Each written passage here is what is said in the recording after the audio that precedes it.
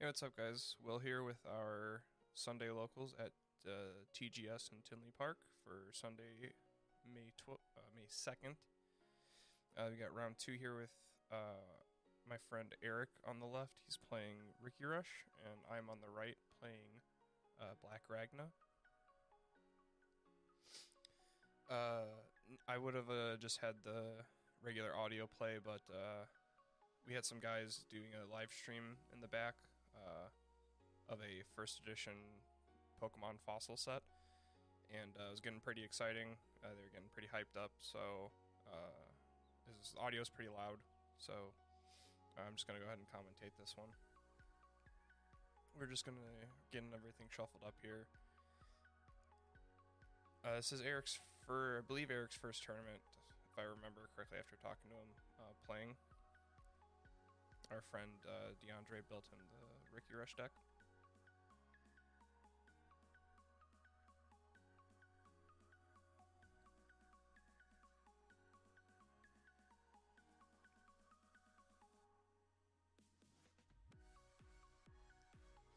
There's gonna be some times where we're making some hand gestures because we're just I'm just trying to help explain some stuff to him that he may not understand right as of now.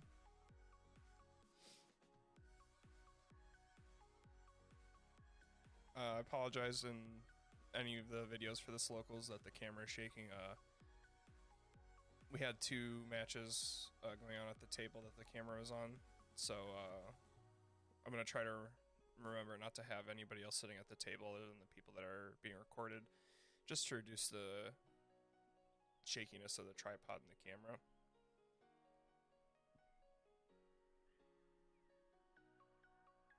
I'm gonna go ahead and roll an 8, and he's also gonna go ahead and roll 8. Gonna roll again and roll a 9, and he's gonna go ahead and roll 6, so I'm gonna be starting off. And if you're curious about the list I'm playing, I will have a video with my deck profile that I use for this locals, and any changes that I would make to it. I ended up getting third. Gonna go ahead and Digivolve the Kakamon into the Ludamon.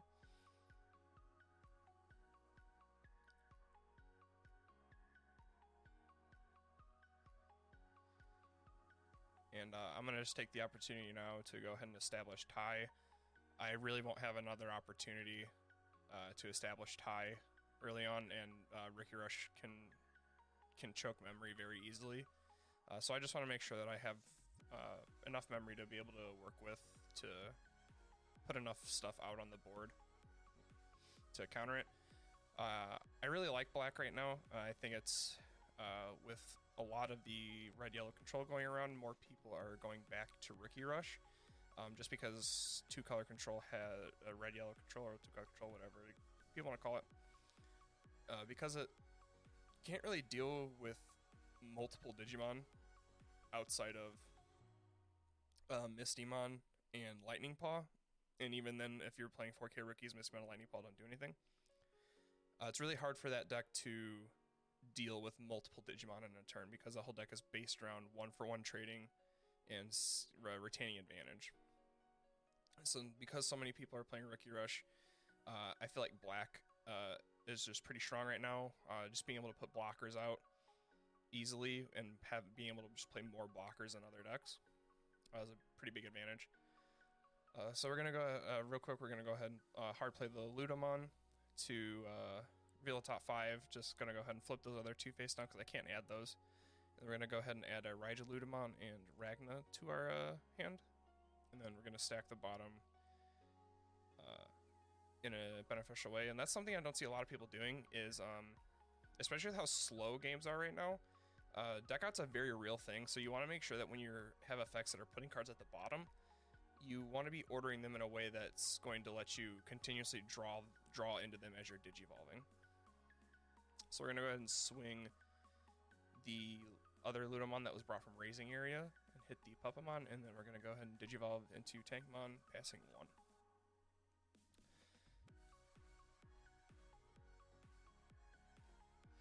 Now you're going to see this turn is it's a really big turn for him. I ideally, two of his Digimon ended up surviving this turn from security checks. I was fine with one of them surviving. Two of them surviving, though, it was really unfortunate because it was a little harder to control his board after that happened, or after this turn happened.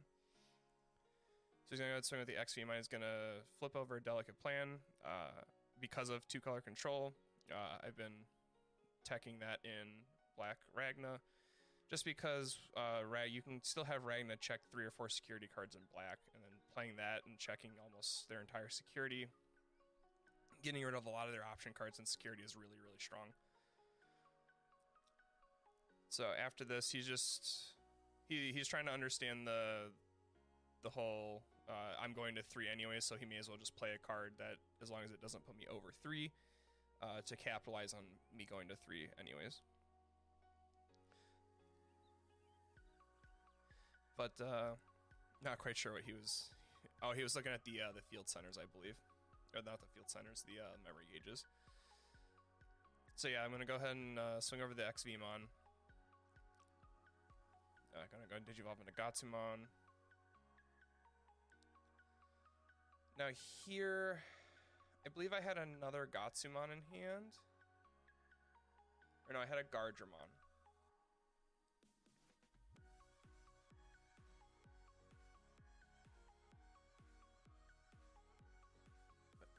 Yes, so here I make a misplay, and I believe I end up Digivolving the Tankmon in the raising area into Ragnaloardmon. I should have just played the Gardramon and passed him 3. He doesn't have a green Digimon, he can't play the Flower Cannon to tap it, and it guarantees I get rid of one of his Digimon.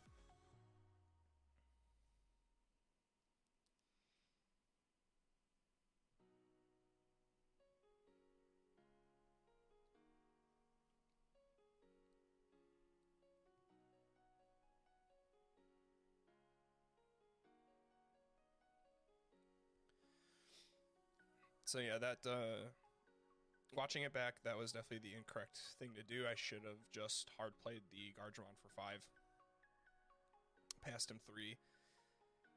That way, I don't take 2 security slaps for free right here, because I'm pretty sure that ends up what costs me the game here.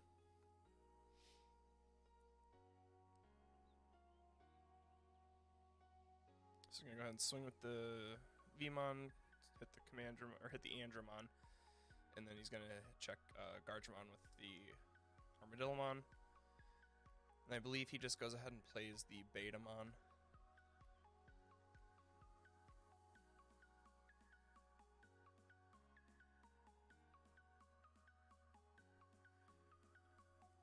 And I think he realistically should have played the Mushroomon, just in case I do end up being able to put multiple blockers out this turn, and in case he draws Flower Cannon. That way he's able to tap a blocker.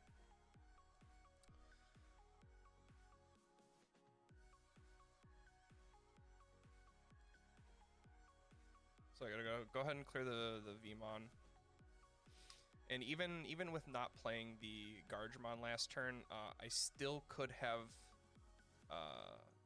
done something this turn. After I end up, because I'm going to end up going into Ragna. I'm gonna go ahead and Digivolve into Durandamon.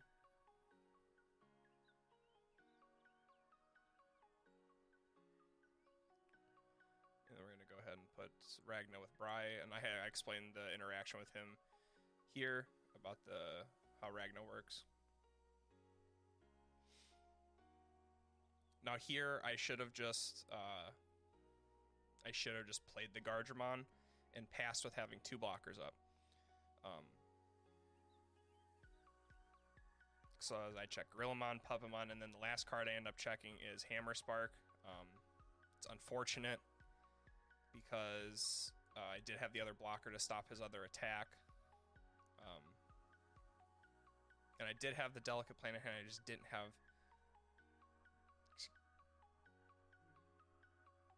Excuse me, sorry about that. I did have the delicate plan, I just didn't have the memory to be able to play it. So what I should have done there was I should have just went into the Ragna, held it there, hard played the Gargemon, passed him 5, and the only way he can win is if he draws the Flower Cannon and then plays the Mushroom on and plays the Flower Cannon and gets past both blockers. Other than that, he'd have to hard play the Puppetmon to rest something and then pass. Which gives me another turn to put another blocker on board anyways, because Ragna's going to reboot. And he has to rest the Ragna, he can't rest the Gargemon. He has to rest Ragna or else he risks having stuff just get cleared easily. But that game was rough. Knowing that he has Hammer Sparks, I should not have swung with the Ragna. And he had security attack +2 because of the TIE Tamer, because Ragna's a red level 7, and he had 5 or 6 sources underneath him, so he met the criteria to get the extra security attack. And that's what I really like about Black, is you can play the red TIE, and you still can have the benefit of checking several security cards, like Red Ragna can, but you have the control aspect with a lot of the blockers, and then the D-Digivolve inheritables from the Ludamon line. So we're getting everything shuffled up. I let them know that Digi-Eggs are good. I don't really see much point in cutting the Digi-Eggs. If somebody's really trying to stack their one of Digi-Egg, they're just playing their deck poorly, because then if that's the Digi-Egg you want, then why aren't you playing 4 of it? I just don't see a point in cutting the Digi-Eggs. I'm going to go ahead and let him go first. It's really, I found that it's just best to let Ricky Rush go first, because you don't want them establishing so many cards after giving them a lot of memory. And here he does kind of brick. He doesn't see a blue rookie, unfortunately. But he does want to establish his own Tamer, guaranteeing his 3 memory. Gonna go and Digivolve into Toyagamon. I'll explain some choices in this deck with the deck profile. I was mainly just testing some stuff. I didn't really expect nobody at my locals to be playing 2-color control. A lot of people at our locals are playing Shine and Red Omni. But I'm just deciding whether or not I'm going to grab the Ludamon or the Bribeludramon. Just go ahead and decide to grab the Ludamon. And I'm pretty sure I just end up playing the other Ludamon. Seeing that I am no immediate threat, I would rather just dig for cards. I'm going to flip Andromon, Craniumon, Ragnaloardmon, Gargemon, and Tankmon. I'm going to go ahead and put them in an order that's, yep, go Tankmon, Andromon, Craniumon, and then Gargemon. So I'm going to go ahead and pass him to 3. And he does hit some bad beats here. But the way that I end up being able to play this game is I just put out so many blockers that he's just realistically never able to attack without losing all of his Digimon, and that's just where Ricky Rush falls apart. You know, you're not Digivolving a lot to replenish your hand, so when your Digimon are gonna be in threat of being cleared, you can't really just swing at them, especially when they have a lot of blockers. So he realizes he can't just sit on the Gorillamon in his hand, he has to play it to try to apply pressure. I'm leaving that in my breeding area for right now. I'm trying to just comfortably build something when I'm not really in any threat. Gonna go and swing the Ludamon and check a Puppetmon.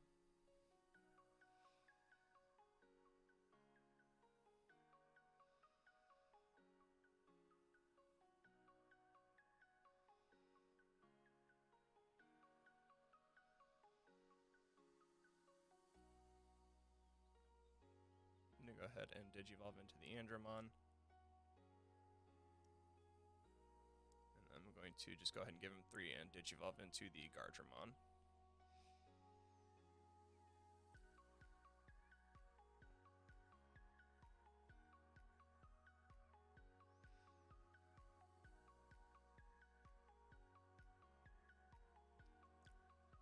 So here, I think if I were him, I would have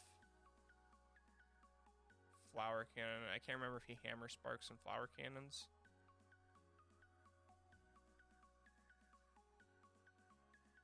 I think he just puts another rookie out, though.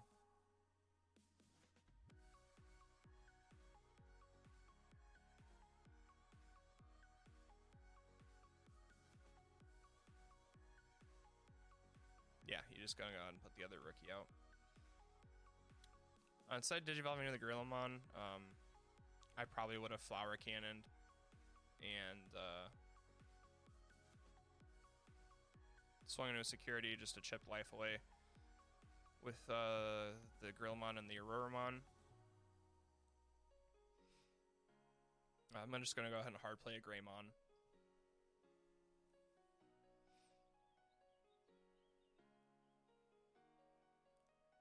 Yeah, now I'm still at 5 security, whereas he could have... I would technically be at 3 security right now if he would have Flower Cannon last turn. And then he could have Flower Cannon again this turn. And gotten in 2 more attacks and put me at 1 security, which would have been pretty huge.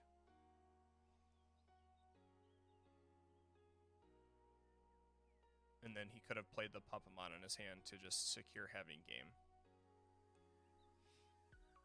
So he's going to go and swing with the Auroramon. I'm going to go ahead and block with the Gardramon. He's going to Flower Cannon the Andromon.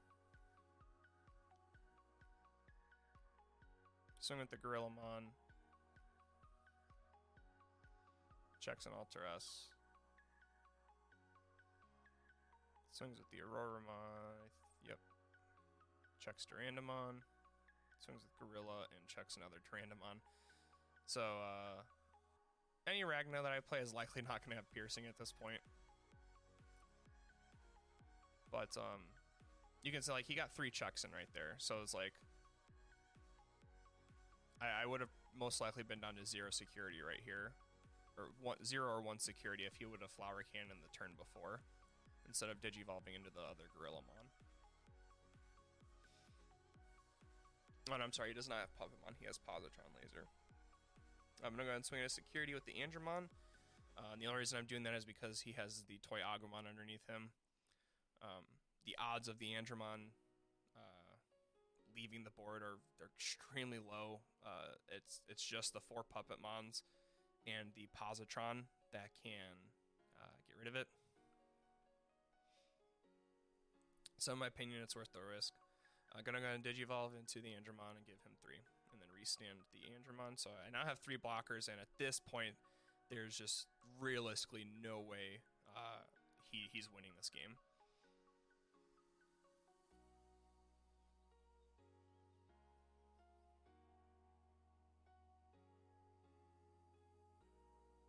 Here I was, because the joke about playing black is, you build a wall, and that's what we were going, like, build the wall. And he's asking how the Andromon is active again, and I explained to him that he has Toy Agumon for reboot. And he's asking about the Greymon inheritable, and I'm letting him know that if the Digimon on top of Greymon has reboot, then it gets jamming.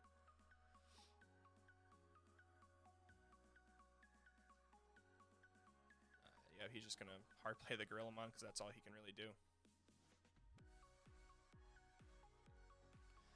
Yeah, and then I'm just going to keep checking the security with the Andromon, just chipping away at it.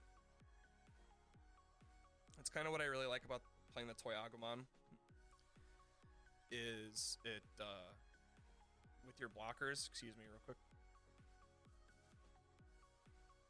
with your blockers like Andromon, it lets you swing with them if you feel safe with them, and then you're able to restand with them. It also helps against Puppetmon when they Puppamon you, and then your blockers restand on their turn anyways. So then after that, I'm just going to go ahead and hard play the Ragnaloardmon, passing him back 3, because he's going to go to 3 anyways. Didn't really have anything else I could have played. And here, I think he plays Positron here, and I've actually never fully read Positron. Or no, he plays the Armadillomon, and then I believe he plays Positron, yeah. So I've never fully read Positron. I didn't know that it had to be a suspended Digimon that it bounced. So he says that the two Andromons can't attack or block. I'm like, that's fine. And then I let the Gargemon get bounced anyways.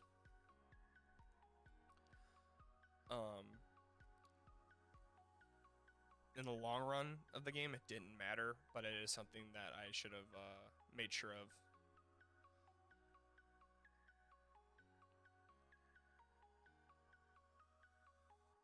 And here, I'm just making sure that Positron's saying, like, you know, until the end of my turn, so during his next turn, they're able to block. So you can see in my hand, I believe here is where I have double Gaia Force, and that's one of the changes I would make in this deck. Gaia Force just isn't very good in this deck. Not necessarily because there's not a lot of... Sorry, that was something on my computer. Not sure if you heard that or not. It's just... The deck just doesn't really have that hard of a time needing removal cards. Most stuff that swings at you, you're able to swing over with Ragna for piercing. So it really doesn't matter most of the time. It was actually really hard trying to build the deck fitting in a Delicate Plan and Gaia Force. And I just think a Delicate Plan is a lot better of a card right now. So that turn, I'm just going to go ahead and Digivolve the Ragnaloardmon and a Craniumon, and then hard play the Gargemon. So I have 4 blockers right now. So he just can't swing without losing all of his Digimon.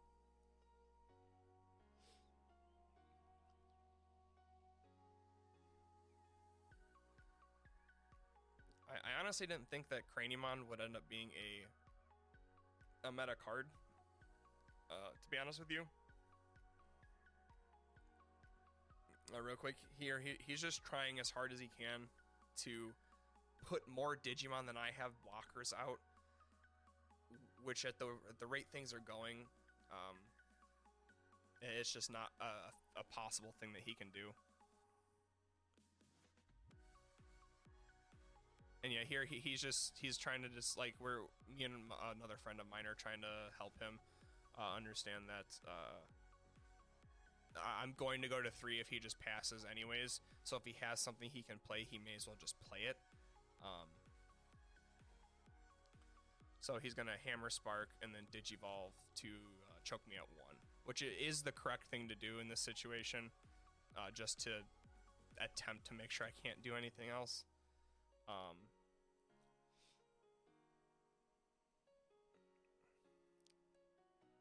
And here I'm just I'm thinking hard about, because I am at 1, so I'm thinking, you know, I can safely swing at the Andromon because it's going to restand anyways, so that's for sure just going to be what happens. I'm thinking now about what's going to happen after I swing at the Andromon, whether or not I make the attempt. If it doesn't check the Hammer Spark, if I try to swing with other stuff to try to just win the game right here. Objectively, it is incorrect to swing anymore right here, because of the potential Hammer Spark, in my opinion at least. Because if I swing again with one of my other, if I swing with the other Andromon or Craniumon, they're not going to restand. So I should have just he had 5 Digimon, I had 4 blockers. He has a Flower Cannon. So at best, he gets 2 attacks in unless he draws an XVmon. So it was just correct just not to try to swing with anything else. Just keep the Andromon, and then... or ideally... well, no, I couldn't have even played Ragna because... Well, yes, I could have because I had the Craniumon. But... either way, I think it was objectively correct to not swing with anything else after the Andromon. But it worked out. You know, sometimes you just gotta take the risks.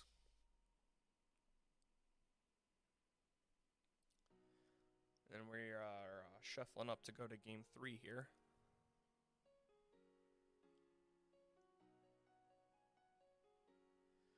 And we have one of Eric's friends. He's like, "Hey, if I roll right, if I roll these 2 dice, if I roll 12, you're gonna win." So yeah, he got a 7. That was close.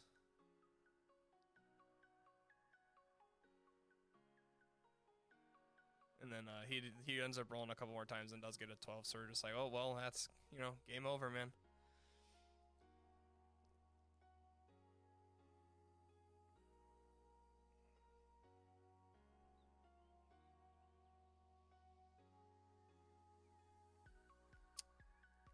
I can't remember if he decides he's going to go first or if he makes me go first.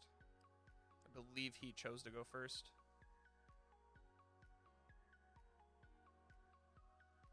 Yes, he chose to go first.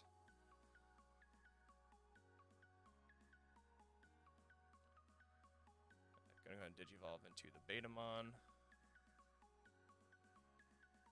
And pass his turn there because Betamon is a 1 cost to evolve rookie. I'm going to go ahead and Digivolve into the Gatsumon, Digivolve into the Tankmon, and going to go ahead and establish my tie.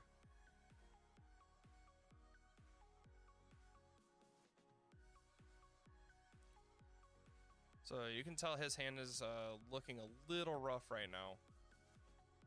He's going to go ahead and swing it with the Betamon.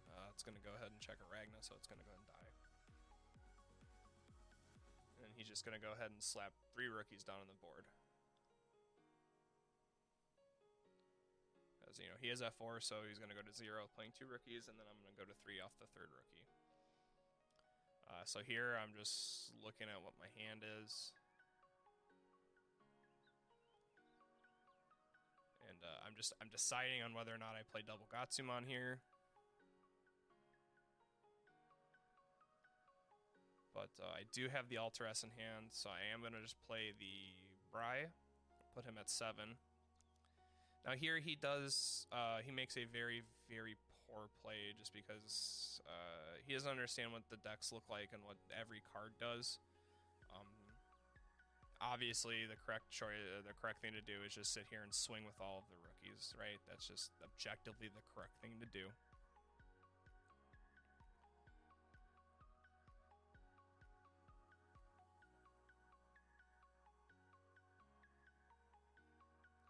But he is just going to play the Puppetmon and rest the Ragnaloardmon.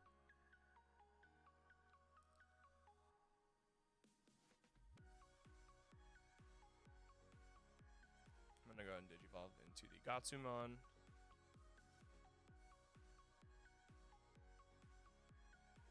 Both of these last two, that last turn I should have swung with the Tankmon, and I should have done it here before I Digivolved into the Alteress.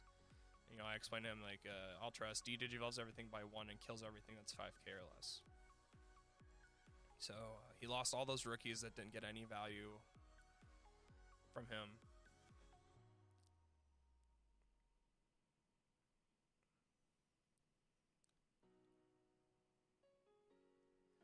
So he's going to go ahead and swing at the Vmon, draw. He doesn't draw because it's Upamon and not Demi-Vmon. Gonna go ahead and swing with the Puppetmon and checks the Craniumon, so thankfully the Puppetmon dies, but he does go to 3 memory.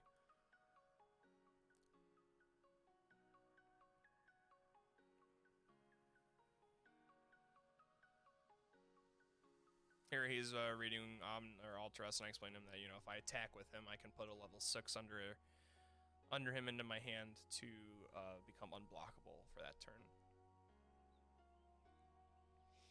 So here he's just gonna play Betamon and play Vmon.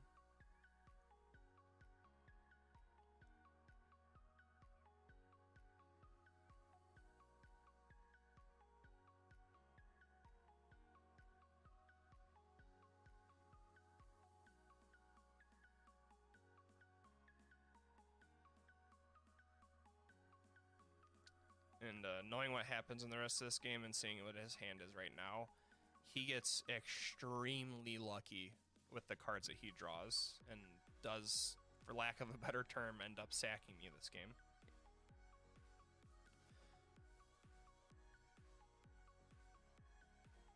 But what I end up doing is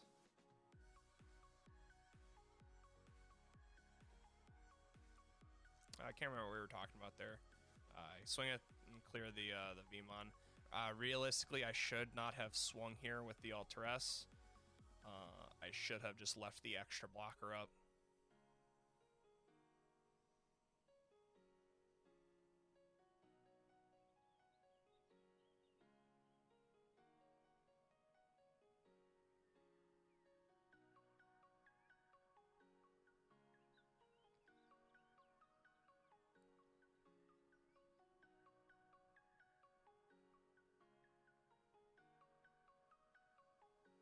Go ahead and play the Ludamon.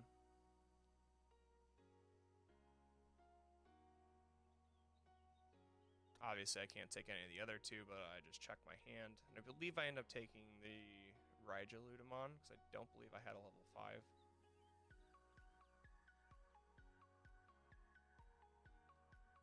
But I did also only have the one Bry in my hand to be able to trigger Ragna if I ever ended up playing Ragna.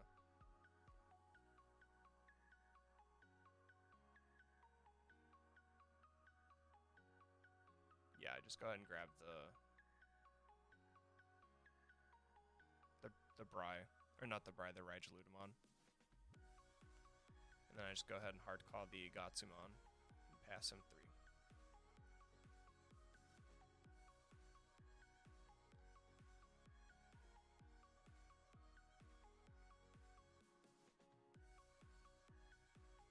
So he's going to Flower Cannon.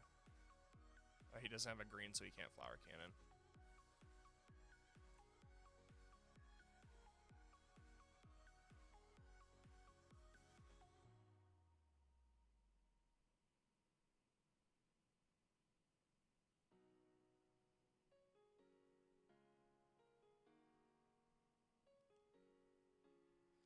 You're going to go ahead and swing with the Betamon. And this is another misplay. I should have blocked instead of letting it go through. I thought he was going to die, but again, he clutches a security check and doesn't, he checks a rookie. He wants to know what the Digi-Egg does. He's like, it's just better to suspend the Digimon with an inheritable, which, is correct. So if you see his hand, he has a Flower Cannon and a Hammer Spark, and that is all he has in his hand.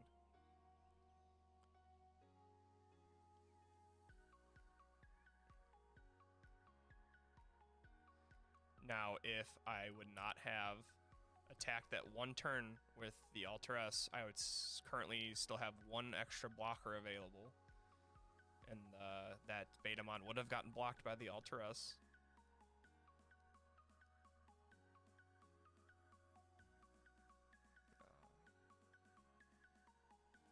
Which then this Tankmon would not have needed to have been suspended.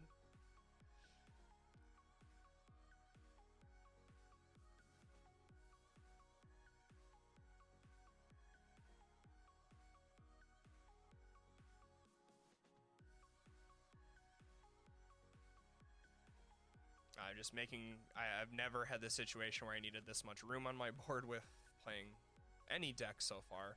So I'm just making more room to be able to play more Digimon. Gonna hard play the Ludamon and then play the Andromon. Now normally I could have just hard played the Andromon for 7, but if it's gonna cost 7 anyways, I may as well get the draw out of it. Now here, I don't remember if I had a Gardramon in my hand or not. I don't think I did. So I go ahead and just Digivolve into the Craniumon and pass turn. And he top decks a Puppetmon, folks. So a game that I realistically should have just won, I lose because he sacks me with a Puppetmon, which, there's nothing that you can do about it. So He's going to obviously go ahead and check the last security. He's not going to swing with the Vmon because it's just going to die to the Gatsumon. So you're just going to play his Hammer Spark and play his Puppetmon. And there's nothing I can do. So I appreciate you guys for watching. Hope you had a good day. Don't forget to subscribe, like, comment, hit that notification bell. And I will see you guys in the next video. Thanks.